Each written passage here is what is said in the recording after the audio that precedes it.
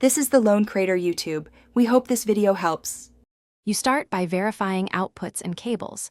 Identify GPU ports and monitor inputs, because mismatched cables can force lower resolution or no signal.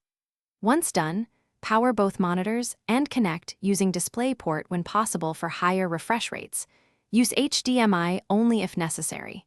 Make sure Windows or your OS sees a single display before you plug the second in. Then update or install the GPU driver. This prevents detection issues and gives you access to control panel features you'll use next.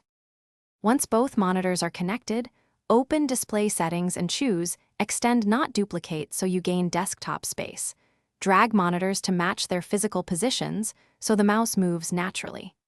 Set each monitor to its native resolution and highest supported refresh rate to avoid blurriness and input lag, then apply scaling to keep UI readable. Make one monitor primary for game focus and use your GPU control panel to enable features like adaptive sync.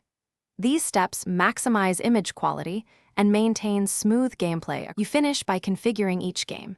Prefer full screen on your primary monitor for best input response, or borderless windowed if you frequently Alt-tab. Limit frame rates or enable variable refresh to balance performance across dual displays, and assign demanding background apps to the secondary screen to keep GPU focus on the game. Calibrate color and brightness so visuals match. If something fails, try the key troubleshooting tip.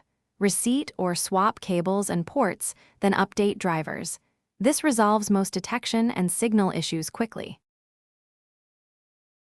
Thanks for watching. Consider subscribing if we helped you.